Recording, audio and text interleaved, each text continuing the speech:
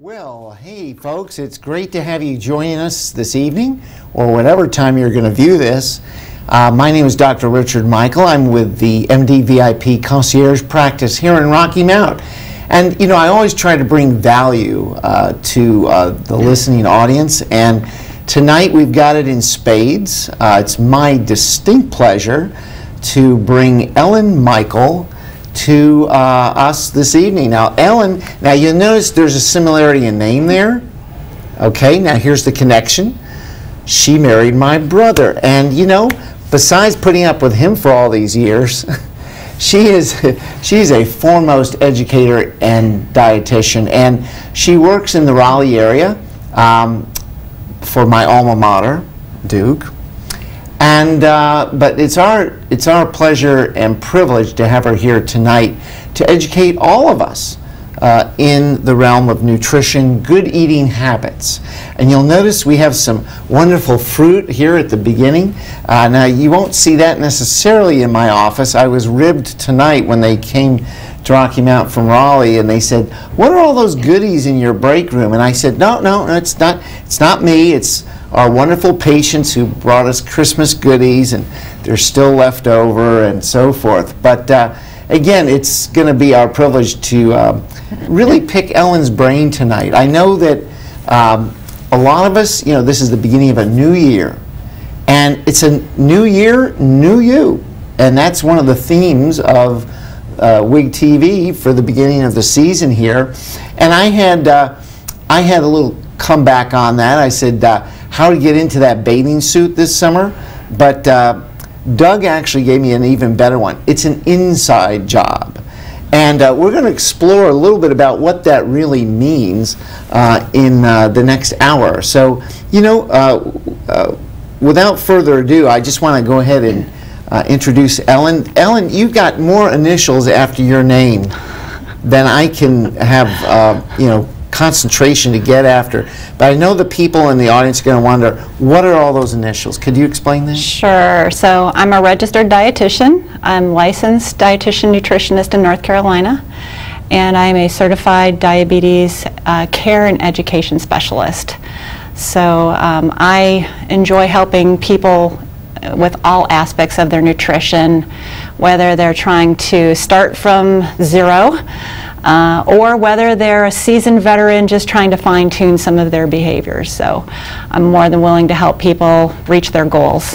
When they feel better, then I think everything clicks with them, and they just do a whole lot better in terms of energy levels and just life in general. Well, that's awesome. Well, you know, all those letters behind your name, again, that's a mouthful. Now, a mouthful of that might help us in our diets a little bit. You know, we chew on something that isn't really caloric.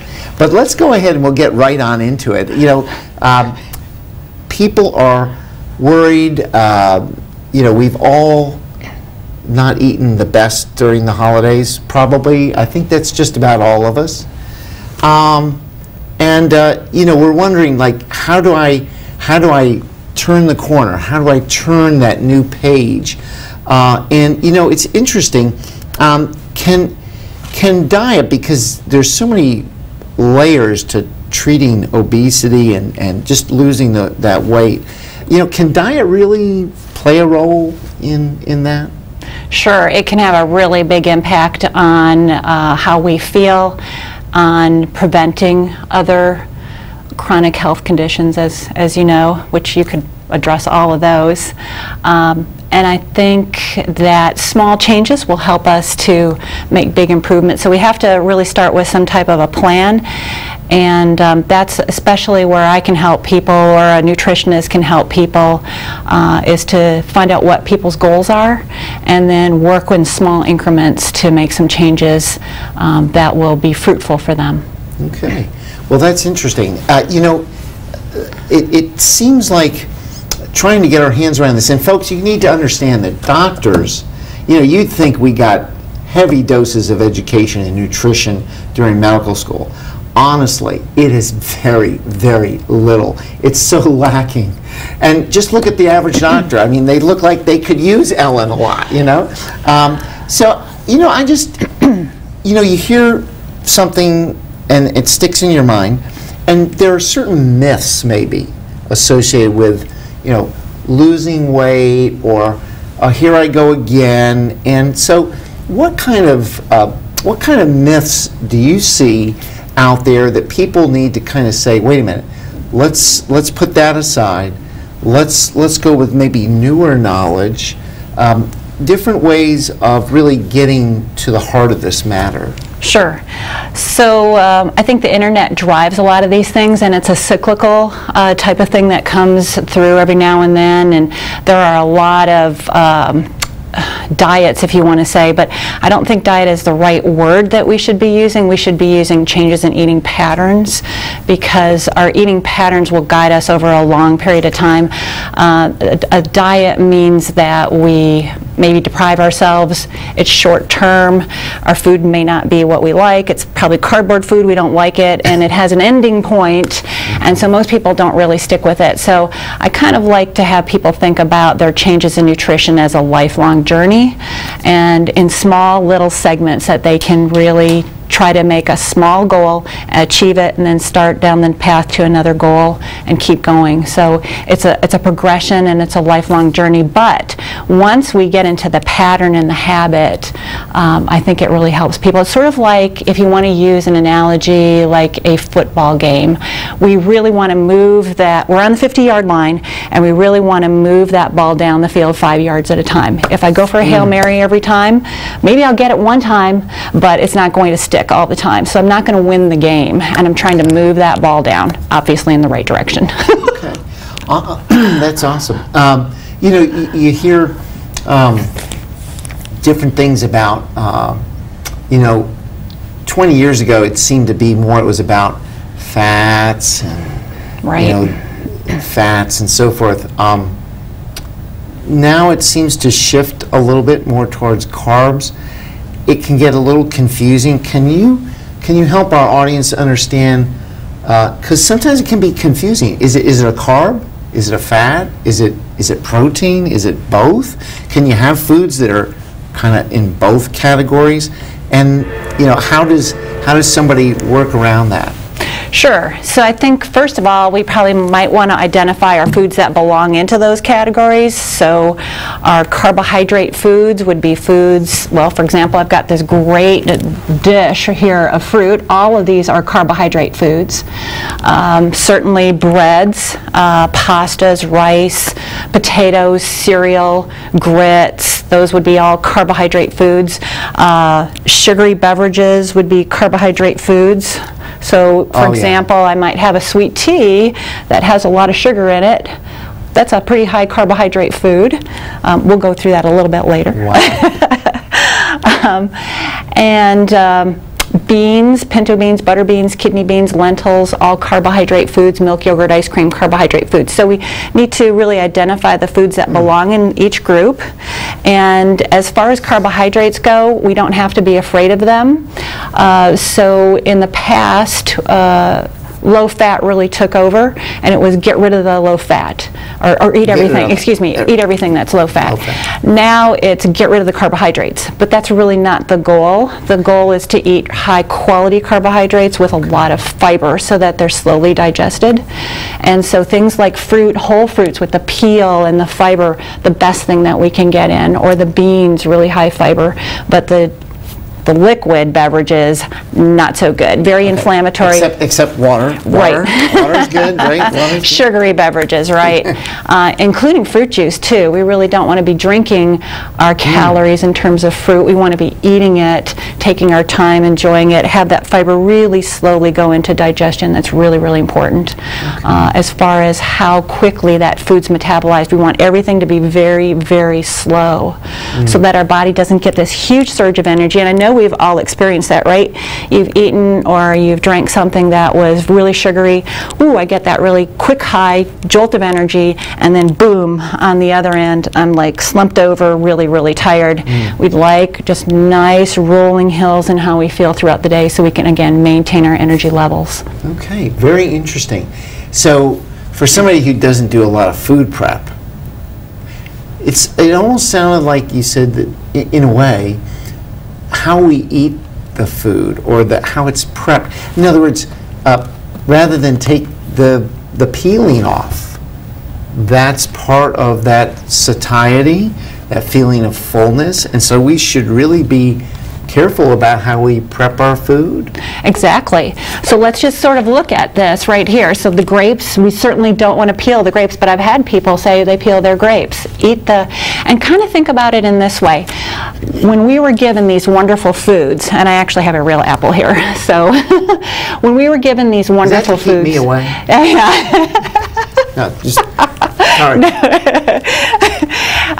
So when we were given these wonderful foods, the fiber or the outside of the peel of the fruit is actually very protective for the plant or the fruit, and this is where almost all the nutrients are. It's really not on the inside, it's in the peel itself. So this is not a really good looking kiwi, but you can eat the skin on kiwi. Really? A kiwi. So yes, a little fuzzy, but you're getting a ton of nutrition in the skin. So anything that you can avoid peeling, if possible, go ahead and eat the skin. Now, of course, on these types of things, our citrus, we're going to want to peel those. But everything else, eat the peel. You've got the fiber. You've got tons of nutrition in there. And again, really, really good for your gut bacteria, too. Interesting. Now, you mentioned beans a moment ago. Is there a better way, or maybe a poor way, to cook the beans, or do you just throw them in a pot? I mean, do you just... Well, that is a loaded question. I have to be careful how I answer that with people, because I know people want to have some taste and flavor, so maybe they could do a little bit less of the smoked turkey or a little bit less of the bacon grease. But you know, everything in moderation. So I think if people can at least try to make some small changes, if we know how much we were putting in that pot of beans, so if it was maybe a cup of bacon grease, if we can reduce it to a half cup, we're moving, again, we're moving that ball down the field 5 yards at a time. Small changes. Exactly. And then the family will eat them, because if you make them without, not going to go over. It's the cardboard again, isn't it? Yeah, absolutely. You know, you've got some great visuals here. I would hate for you to travel all this way. Do you have a few more? Some of them are a little disgusting, but I'll let you kind of pull them out and use them as examples, because that was a great example. Sure. So I'll start first with well, the plate method, actually. So this is a good way to help people decide on their portions, on what would be an adequate amount. Instead of having to weigh and measure our food when we're changing our nutrition patterns, we'd like to make this easy, like you said. So if we have a plate and we divide our plate in half should come from vegetables if we can get it in. And any kind of vegetable is fine. So I just happen to have broccoli, which is a really great cruciferous vegetable, and then some carrots. Again, a lot of carotenoids in those, good for the eyes. And then our protein can fill in a small space here, or you can use your hand, size of the palm of your hand for your protein. So again, lean is better. So chicken, fish, if we can get fish in a couple times a week, that's great. So that's a quarter of my plate. And then the carbohydrates, again, they've gotten a bad rap. So we could have the potato eat the skin. Sweet potato would be excellent. We could do things like whole grain like quinoa, or we could have a piece of whole grain bread. And then if you wanted to have something like an apple as part of a sweet dessert, natural food, that would be the best option, with some water or unsweet tea. There you go. So this is it's called the plate method. It's really easy to use this in everyday life. Okay, very, very good. As far as another visual to help people with portions, because again, a lot of us don't like to weigh and measure. It is good to have a few measuring cups, though, so we can start to visualize our portions. And we're pretty visual when we eat. Not too many of us close our eyes and eat. So we look at our food, and that's how we decide what we're going to have. So having a 1 cup measure practicing with it a couple times a week gives us an idea of what we're putting on our plate. And then these are really convenient as far as bringing food with you to work or even practicing at home, because we just fill in the space. This is 2 cups. And this is a cup on the side. So again, we become accustomed to what the portion should look like. And then there's also a lot of nifty little things. You can get these at the dollar store. This is a cup where you could put your carrots or celery or radishes or vegetables in here. Make sure that you have those with you. And then I also have some small little souffle cups for, this is a serving of almonds or nuts. And again, it's really nice visual. Anytime we open up a bag and we reach into the bag, what happens? We go for more. We do. And it's unlimited portions, is that correct? Unlimited portions. Exactly. You've discovered me now, Ellen. Thank you so much. So we probably have to manage our portions. And these are really great. They have so many nice little containers that we can put things in. It also helps us to pre-prep. So if we're going to meal prep, what we can do is, again, put the meat, put the veggies in this, boom, in the fridge, stack them up, and then pull them out as you need them over the course of the week, and you're done. Then we don't have to also think about, okay, what am I going to have tonight, or I don't have this ingredient, or I don't have that. We're making up a few meals. So cook once and eat 2 or 3 times. Interesting. You know, just as a segue, part of the benefits of being a patient in my Mdvip practice is actually that you have access to a patient portal.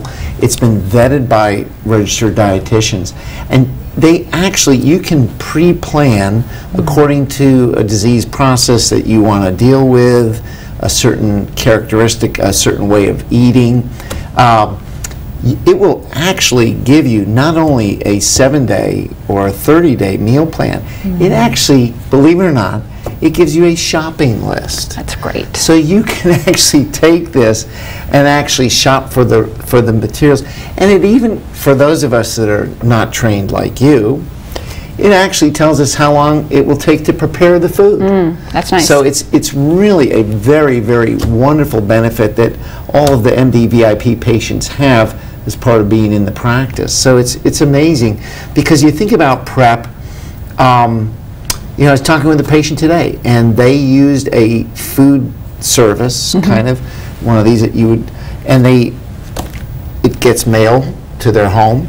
But I asked them, is it ready to go, or do you just pop it in the microwave or in the oven? They said, actually, the meal prep is about 30 minutes. And so I thought about this. I thought, well, that takes a while, but when you're handling the food, maybe you're not going to, there's a mystique about when you make something and you have your hands in it, your hunger level for it goes down, you know? It's kind of like, hey, I've worked on this, now somebody else eat it, you know? So it's kind of interesting. I'm just wondering, you know, it's a hard thing, because our culture, when we first moved to Rocky Mount, the only place you could get a buffet was after church on Sunday at a few select places. And now it's like the draw in. If some of our folks are worried about wanting to lose weight, how do you manage this? Because there's, on one hand, I want to have my dollar go a long way, and the buffet lets me just go crazy on that. And how do I balance that? So we're going to be having a break, folks, here in just a moment, but come on back. We're going to really get Ellen's opinion on a lot of these questions that I know you have, and in a little while we're going to allow you folks to call in with your questions. So we'll be right back.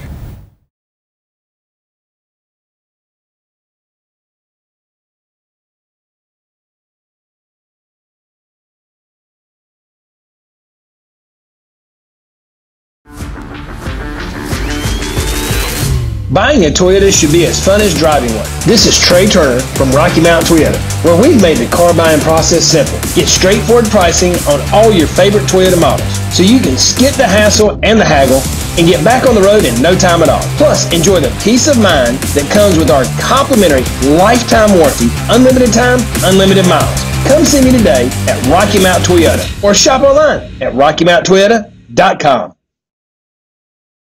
Badcock Home Furniture and More believes the new year is the perfect chance to find your just right fit. Race to your local Badcock and win with the style you've been looking for during the Start Your Savings sales event. Save up to $1,500 on select mattress sets and find the just right comfort you've been dreaming of. Plus, visit your local Badcock today and enter for 5 chances to win a VIP experience to the 2022 Daytona 500 during our Victory Lane sweepstakes. Start a new year of savings only at Badcock. Just right. Are you afraid to answer the phone because of bill collectors? A Chapter 13 plan can help. Chapter 13 allows people with too many bills to work out a debt repayment plan under federal law. It helps you control your debts instead of your debts controlling you. Chapter 13 stops creditors from harassing you and stops repossessions and foreclosures. It allows you to answer the phone again without fear or worry. Call H. Frank Allen, Attorney at Law, a debt relief agency providing bankruptcy relief under the Bankruptcy Code.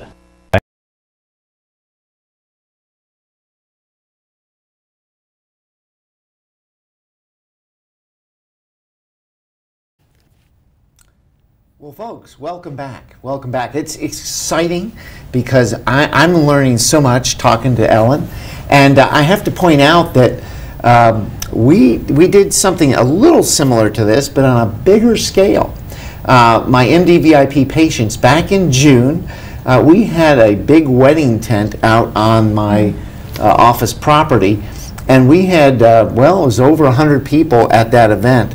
And my Mdvip patients were all part of that, and it was great. It was interactive. We laughed and we chuckled about a bunch of things, and it was great interaction. I want to point out for all my Mdvip patients, I know that you're learning a lot under Ellen, but in a group setting, you know, you might be a little embarrassed and you might be shy and not want to ask her any questions. They might be tough. But there are ways for you to have private instruction with Ellen, and all you'll need to do as an Mdvip patient is just call the office, speak with my office staff, and we're working on arranging some personal time with Ellen to come back from Raleigh and to do some personal counseling with you. So please take advantage of that, okay? Well, you know, Ellen, I left you with a question. And, you know, it's this tension between, gee, you know, I've had a long day, I'm tired, I don't know that I want to cook, let's go out to eat. And, you know, a lot of places have buffets, and, you know, quite honestly, $1 for your money and, you know, so forth, for the amount of food, you know, there's a tendency, I think, for us to kind of default to uncontrolled portions. Right. So do you have any tricks on that? I mean, what about eating out? But again, thinking, I want to lose weight over the next several months, but is there a better way to do it? What's your response to Sure. that? So first of all, I would probably encourage people to figure out why they're going out to eat, just as you mentioned. Is it a lack of time or planning? Could we maybe do some meal prep to make things a little bit easier? And it actually would be less time consuming than going out, because you have to get into your car and you have to wait in line and all these social distancing things, and so it becomes I think it becomes more of a hassle now than if you just ate at home. So I'm seeing more people willing to prep at home, which is a positive for them. You also get to figure out what's in your food when you make it at home versus when you're out, you don't exactly know what's in it, especially if you're trying to control blood pressure.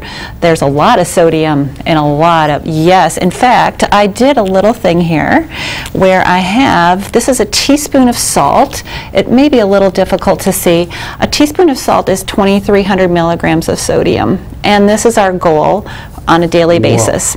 So I did a quick little calculation here, so I'm just going to read this to you. So on this day, I decided to go out for a sausage, egg, and cheese biscuit. I had some hash browns with coffee and cream, and that clocked in at 1,459 milligrams of sodium.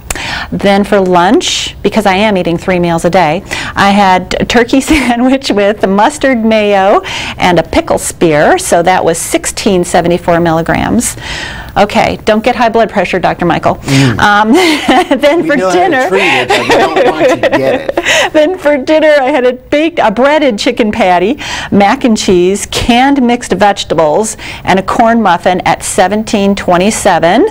Now remember, 2,300 milligrams max for a day, 2,000 would be better. This meal, or this whole day, was 4,860 milligrams of sodium. So it's going to raise anybody's blood pressure as well as hold fluid. That's right. And so folks, when you go out to eat and you come back into the office and say, how come my legs are puffy? I don't think I'm gaining this kind of weight, but look how puffy my legs are. One of the first things we go over is, tell me about your eating habits, and it's invariably, it's that salt. Because folks, wherever salt is, water will follow. It's going to be right there with it, and if you put it into your body, guess where the water is going to be retained? In your body. Yeah, and I think that is a great point, because a lot of people forget about that. They get on the scale one day, get on it the next day, and they say, I've lost 3 pounds. Not quite that fast. It is fluid. It's a shift in fluid, and I know you go over that with all of your people, but I think that's a big misconception out there, like, why is my weight changing so quickly? What's going on here? And people forget about the sodium fluid combination. And ladies that are menstruating, that change can happen quite easily. Yes. And in the other direction as well.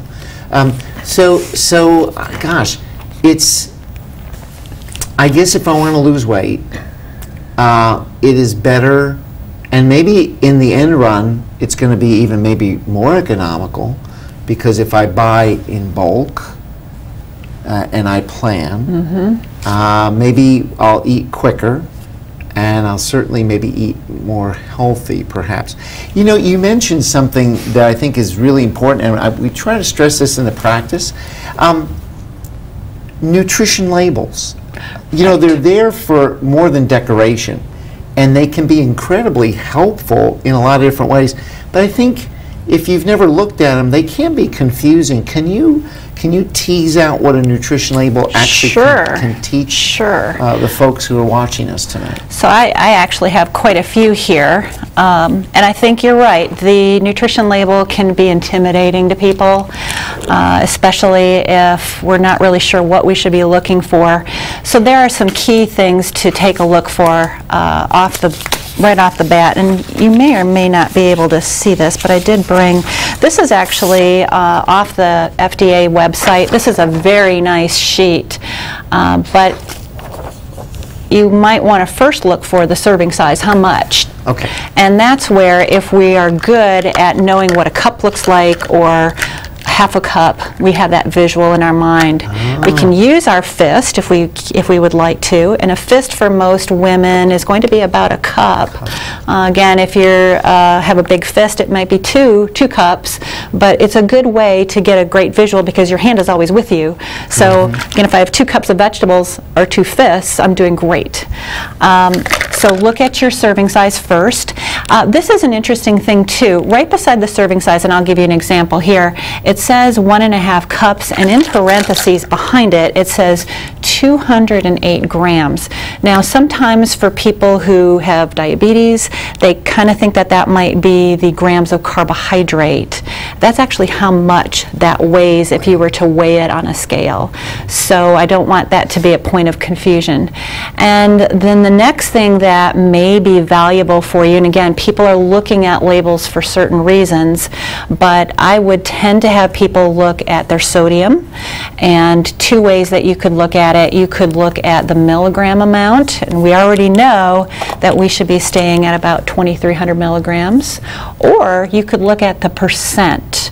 So if it's 10% or lower of that daily value, we're in a pretty good place. You could add all your 10s, 10, 10, 10, 10 to get up to 100%, and then you know you've reached your day. But if you see a food that has 50%, then I know that I've consumed, what? 50%. Half of my day right in that one food, right, at that portion. And sometimes there might be more than one portion in the container, and so if I ate the 50% but there's 2 portions in there, I've got my 100% right in that one food. So when you king size or super size things, folks, think about, hey, I'm having more than one portion here. Right, right. And it's really good, it's going down the hatch. So that's hard for us to stop. Some other things that might be really important, and this is, I think, from a weight management standpoint, is very critical.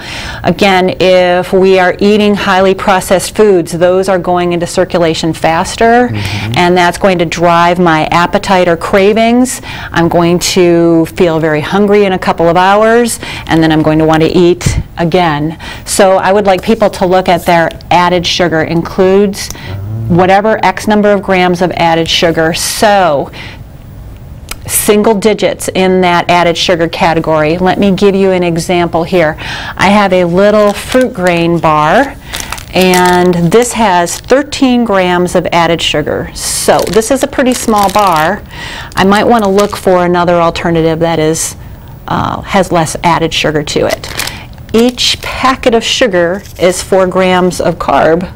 So if you put the 4 into this bar, I've got a lot of added sugar in this particular bar. I think it's a great way to take a look at this. So would I put 3 of those in that one bar? 3 to 4. 3 to 4 in that one bar. Exactly. Wow. Great visual.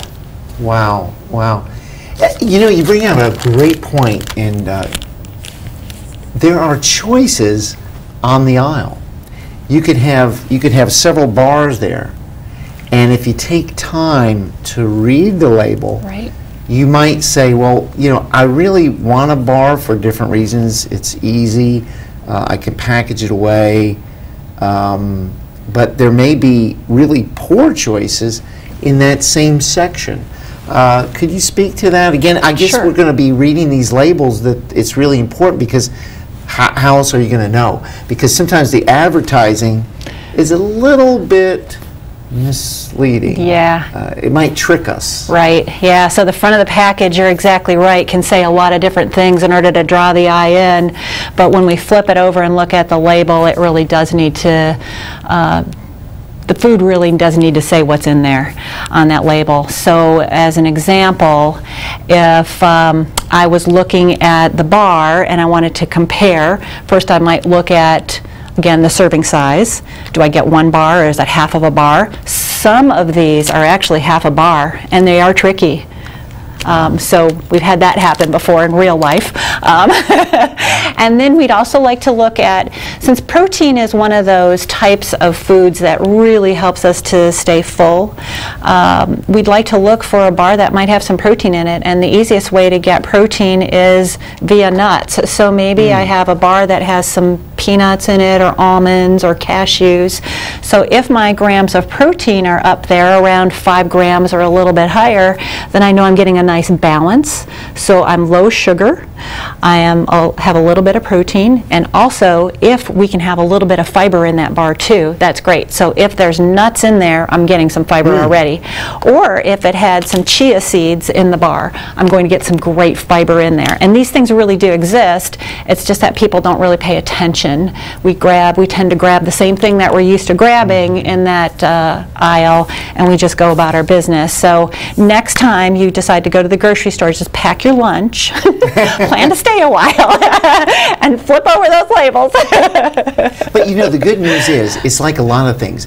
If you put the time in at the beginning, you'll start to, you know, you'll be able to look at a label and really understand it. Yeah. You'll look for the tricks and the ways that they play games, and then you'll get comfortable. And then it's like you found a gold mine when there's a new product, and you say, wow, that new product it beats the pants off of what I've been doing. Yeah. But you'll be able to see it because you've you've trained your eye, you've trained your, you know, I see something over here that a lot of people are going to think, wow, is this nutrition? Dark chocolate. Now, there we go. Now, I will say this. One of the things that we do in our practice is we look at inflammatory markers. And one of the things that really sets the Mdvip practices apart from just a general practice is because of the tests that we do. We do incredible amounts of tests that honestly in 35 years of regular practice, you know, I never did. In fact, I had to read about these tests to learn why are they recommending them, what did they tell us as a practitioner. And it's really amazing. You know, these are signposts. They're like red lights on your dashboard. If you see red lights going off, you can either ignore them, but you might end up on the side of the road with your car sitting there and not going anywhere. And what we've learned, what I've learned, again, doctors are deficient in nutritional knowledge, but I've tried to learn a little bit. And one of the interesting things is one of the markers we check for is a surrogate marker for what we call nitric oxide. Nitric oxide is a substance that's produced in our bodies, but it dilates the arteries. It actually makes the arteries have better blood flow. Well, everything as we age constricts that. So to have better nitric oxide is really valuable, but this marker, this test we do, tells me if you have a deficiency in that. And one of the foods, now I stress one, because some of it is beets, watermelon, pomegranate, but there is an out for dark chocolate lovers. So chocolate is not all bad? It's not, especially if we have over 70% cacao. Oh, it's 70%? 70%. Okay, great. So great. that's a great way to take a look and see if your chocolate bar is nutritionally sound, which there's a lot of great flavonols in here. Oh. And this particular bar has only 3 grams of added sugar, so right off the gate, I'm okay. And 2 pieces. I don't believe 2 pieces. Wow. That's amazing. Yeah. That is amazing. It can be found, folks. It can be found if you know what you're looking for, because you listen to Ellen, and then you have to do your homework and actually go there and find it. Folks, in just a few minutes, we're going to be opening up the line for questions from you folks. I can ask her questions all night long because I'm learning all the time, but we want you to participate as well. So be ready. We'll go to break shortly, and we'll come back and we'll field your questions. So let's look at this. I liked your thoughts because you said, let's make small changes, let's work on that, feel good about those changes, we're going to see some positive benefits, but in the long run, we're trying to get that ball across the goal line. You know, for a lot of people, and I'm sure you see this, there's been this kind of yo-yoing, kind of back and forth a little bit. And if you, in your career, when you've seen people who were maybe able to lose a little bit of weight, but they just couldn't get the ball across the goal line, are there things that stand out to you in terms of the successful folks? Are there tricks, techniques, play calls that over the long haul seem to get that group further along? And so is there anything that helps those people rather than yo-yo? Yeah, gosh, there's just so many things, and that's really where diving into somebody's personal daily habits can help reveal that. I think that's a good nutrition assessment can get a good handle on people's behaviors, whether it be people noshing unintentionally, like mindless eating in front of the TV. I mean, that's a big one, especially eating late at night. That's really common. So people will eat their dinner, sit down in front of the TV, and eat another dinner, or whatever. Wow. Or people will also get up in the middle of the night and eat too. So I think kind of knowing behaviorally what someone is doing, and when they sit in front of you and they have to kind of verbalize what some of their patterns are like in terms of their behaviors, I think it's good for them because they get to think about it, and very rarely do we have an opportunity to think about our behaviors and our habits. Wow. And so it's helpful. That's powerful, folks, what you just heard, because you can't, that takes time. And folks, that's where, someone with Ellen's training caliber, her love for teaching, if you can latch on to someone like that, and you have to spend time, right? I mean, you just have to. So I was looking for that quick and easy answer, and I, can't get a quick and easy answer. But folks, if you want to score that touchdown in life with your weight, with your health, that's what you're going to need. So we're going to come back in just a moment. Come back with questions, and we'll see you in just a moment.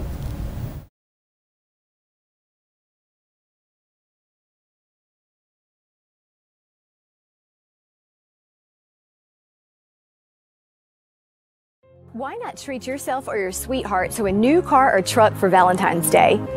Our lot has over 30 different new cars and trucks to choose from. You can save thousands of dollars.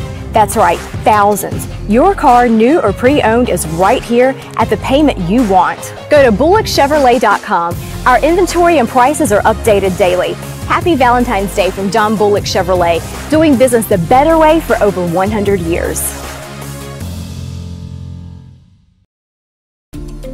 What is the Davis Furniture difference? The difference is we buy with you in mind. For generations, we have listened to our customers. We can help you find the look you want for every room in your house.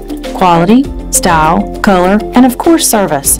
Follow us on Facebook and Instagram. Davis Furniture, the family business where we treat you like family.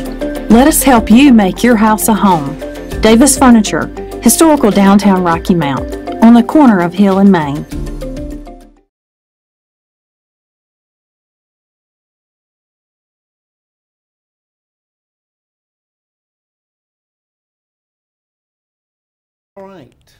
All right, folks, welcome back. Welcome back. Dr. Richard Michael here with Ellen Michael, an expert in nutrition and how it affects us in terms of our health.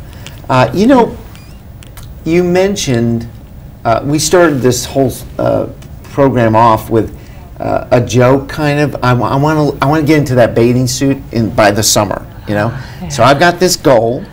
And, but I think I've only got, 5 or 6 pounds to lose. Do you have a visual that shows us what 5 or 6 pounds of fat is really like? I do. I brought it with me. It's wonderful. Now this is only that amount. Yeah. So here it is. Oop, I might have taken my. Oop. I'm sorry. I got so excited, I lost my, here we go. All right. I don't think it's going anywhere. This isn't going anywhere, but this is almost like a big loaf of French bread. And this is really the space that it takes up. It's a great visual. I love people to see this and look at it and feel it, because when people say, I've only lost 5 pounds, I say, take a look at how much space it takes up.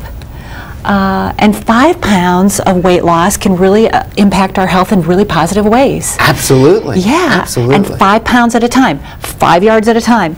Keep moving the 5 at a time. Don't think 40 pounds or whatever that people want to try to reach in terms of their weight loss goal. Think small, but then keep carrying the behaviors forward to be able to get there. I love this because, one of the things we do in our practice, and again, never did this in the traditional practice, but in our Mdvip practice, as part of your executive exam, and we do this once a year, we can do it more often, but we do a body composition. And you know what's been so rewarding? Awesome. It's been able to see people losing weight, but they're not losing muscle. They're losing fat. Critical. And to be able to show them that and say, you've lost 10 pounds, but only 1 pound of muscle. The 9 pounds was fat. It is incredibly, incredibly rewarding to show them that. And you know, because if you lose weight, if you don't do the proper analysis, well, you know, I hope it was fat. I hope it wasn't muscle. Right. And you know, we have a really difficult time with sarcopenia, especially as we get older. There's this tendency for us to lose muscle, and folks, that's what's metabolically active. Right. I mean, you know, we want to have a lot of muscle mass because that will forestall potentially, you know, diabetes or pre-diabetes. Right. So exactly. So those are really good points. As we are changing our eating habits, and if we're counting calories, and some people really like to do that, if we are losing muscle mass, then we require fewer and fewer calories. So you're exactly right. We want to maintain that muscle mass for a lot of reasons, but mostly to maintain our metabolism. awesome. Definitely. Awesome. Awesome. Excellent. One of the things that you mentioned earlier was ingredients. Now, we talked about the nutrition label. Can you talk a little bit about ingredients? I mean, there's a lot of words on there. Right. Is it something that I need to be worried about, especially if I want to lose weight? It is. So if we're looking at that food label and we're looking at those added sugars, these are some tip-offs, but we also want to have whole grains if we're choosing something like a wheat bread. And bread seems to be off label for people. They don't want to eat it, and it's actually really, we need to get our whole grains in. It's really critical that we eat those to get the fiber in and our B vitamins. So if we're looking at an ingredient legend, we'd like to look at the first few items. Like usually the first 3 ingredients will give us a clue as to what's in that product. So for example, if I have a whole grain bread, and I'm just going to read you as an example on this one, this is organic sprouted wheat. It has filtered water. It has organic sprouted barley. Organic sprouted, I'm just going to keep going, organic sprouted millet, because this is an excellent label, organic malted barley, sprouted lentils, sprouted soybeans, sprouted spelt. This is an awesome bread. This would be really, really high quality. If we see something that has the word enriched on it, that means that they've taken out all of the fiber and they're trying to put it back in. So we would want to not discard it, but look for another option. Look for another option, because again, that's really high processed. That's going into circulation really fast. If again we're concerned about somebody storing fat, we would like to avoid those foods, which are going to maybe make that process a lot easier. Foods like this make it a lot harder, a lot slower. Okay. So that would be a great label. Awesome. I think we have a question. We have a question. Ellen, the question is for you. Okay. They said they're diabetic. She said she's diabetic, and her doctor tells her to eat fruits and vegetables. She said, but when I eat fruits, my sugar goes up. Okay. Please offer some suggestions for fruit. Okay, okay. So I can comment in a general way in terms of helping people just across the board who have diabetes. So I will answer it in this way. The fruits that tend to have more fiber are better for blood sugars. So for example, I'll use berries, blueberries, raspberries, blackberries as an example. A cup is a serving size, and that's a lot of raspberries or blackberries. And we are going to have about 15 grams of carbohydrate, and of those carbohydrates, 6 to 7 grams are fiber. So that tells you, or hopefully tells you, that the blood sugar should go up more gradually than something that is, well, I use a liquid. So if I had juice, that would spike the blood sugars really quickly. So yes, you can eat fruits if you have higher fiber fruits, and again, watch the portion size. You can look for the carbohydrates online, or a lot of the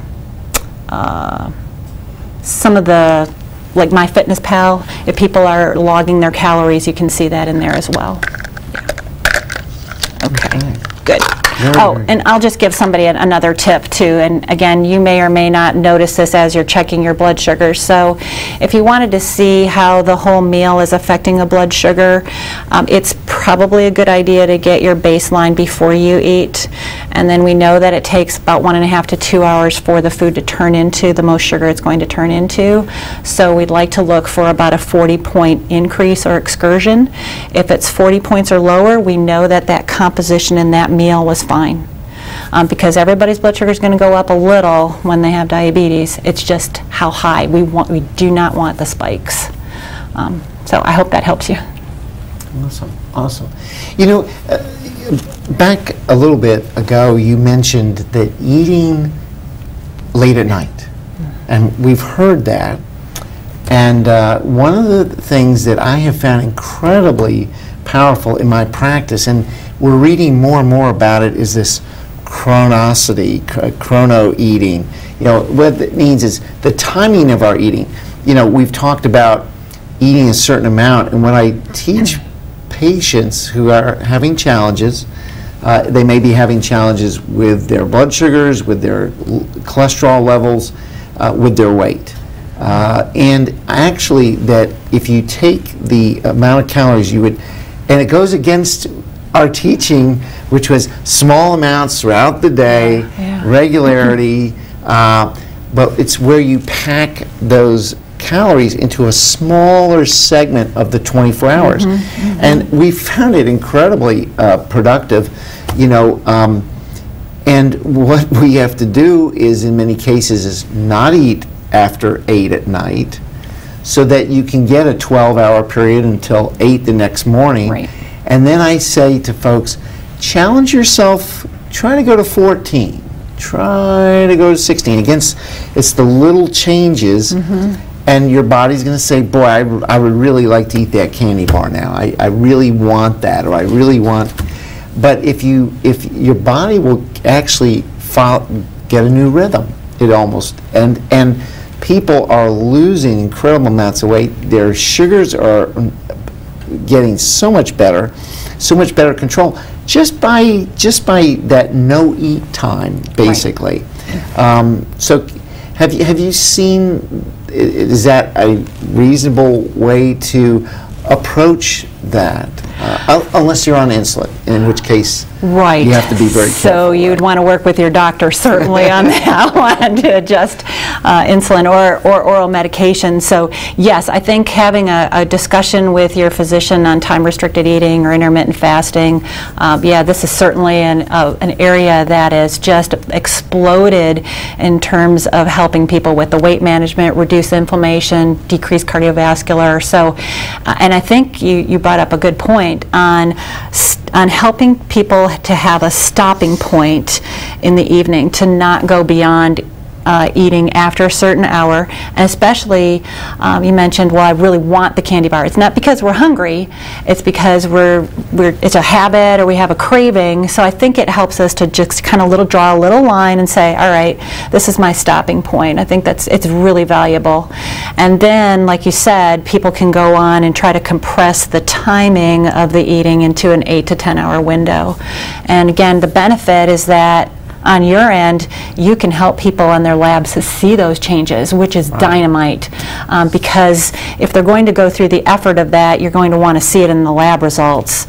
And I think that's incredibly beneficial to people. Oh, yeah. Oh, yeah. And that's one of the great things is now that we've been doing the concierge practice for over a year, now we're having year-over-year results, and it's really fun. Because to show somebody, and we do it in a color-coded way, so it's like a stoplight. You know, red is like danger, hold on, not so good. Yellow is somewhere in the middle, and green is like go for it. You know, and to find, and you know, literally to see people changing year over year from the reds and the yellows to the greens, it's just visually fascinating. It's rewarding for the patients, but like you said, it doesn't happen overnight. Now, folks, I do say to patients, I prefer for you to use lifestyle. We prefer a lifestyle change because that will be more long-lasting. You're not necessarily relying on a trick called a medication. I do know how to use the medications. Okay, so that's a key. But what we find is, and what I found in this practice is, when we combine, on one hand, maybe some medications, it may be short term.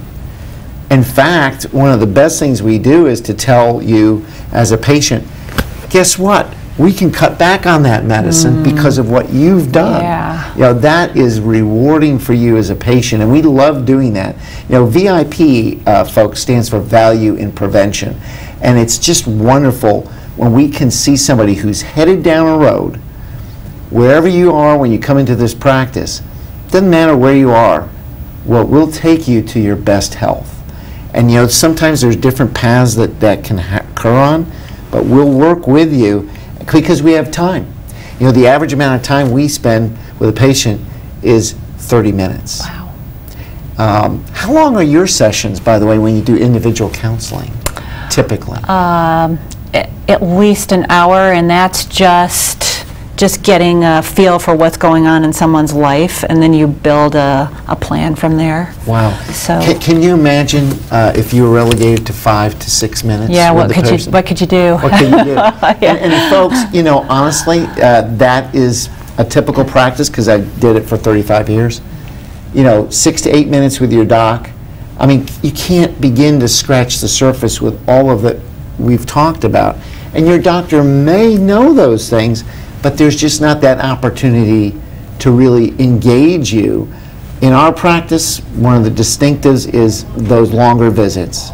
So we can bring to bear, you know, lifestyle change, and it's so much fun to do that. I've got several patients that I've literally had to reduce their medicines almost to nothing because they've lost 50 to 60 pounds, and they were having problems getting almost hypotensive. Well, guess what? They're not hypertensive anymore. We've had to back off their medicines because they lost the weight. So it's great. so rewarding to see that. I think we had another call coming in. We may have time for a few more. Well, that certainly is something that I see on my end with a lot of frequency. I don't want to be on any medication, so people really are engaged and they really do want to try to do it lifestyle-wise. They just don't know where to start. Another question. She wants to know what are some good drink choices for diabetics. Oh, okay. She said, I drink a lot of water, but I want something else, and Okay. I'm using too many artificial sweeteners. Okay, that is a great question. I'm glad you asked that question. Okay, so I think trying to find flavor is an area that people struggle with. So we do have some of the packets. I don't like to use a whole lot of names, but I will, on this one, it's called True Lemon, True Lime, True Grapefruit. They're little packets, and they don't have any junk in them, so you can put them in your water if you'd like to flavor it. There's also some other carbonated beverages out here that don't have any artificial anything in them, so you could use those. Certainly one of the best beverages that you could use would be green tea, if you like it, or black tea.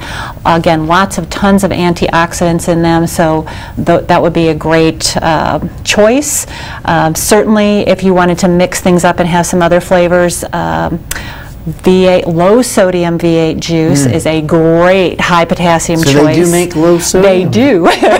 You've got to hunt for it. Oh. You've got to dive down to the very bottom of the aisle, but you can reach back and grab them. They don't put them up where you can see them. So that's another option. Some people will do like almond milk. Unsweetened almond milk would be a really nice choice. You get a lot of calcium in that, equal to regular milk. If you'd like to do a lactose-free milk, you could certainly do that. Just be aware of the calories in those things. So 1 8-ounce glass is really a portion on that. The options out there are unbelievable in terms of the variety that you have. And then there's also another product, and I'll just name it. It's called Zevia, Z-E-V-I-A. It's made with stevia, which is a more natural sweetener. It's diabetes friendly, and they have lots of great flavors, so that could be another option for something carbonated if you'd like that. All right, great, super. Well, folks, we're just about at the end of our time with you this evening. I think we would all be just remiss if we didn't say thank you, Ellen. You're welcome. You've done Anytime. a great job educating me this evening, and I know you've educated our listeners for sure. Folks, remember that my Mdvip patients that are listening, you can have access to Ellen on a personal basis. All you need to do is call our office, and we'll make that happen over the course of the next few weeks, barring snowstorms, of course, right? But we truly appreciate everyone listening this evening.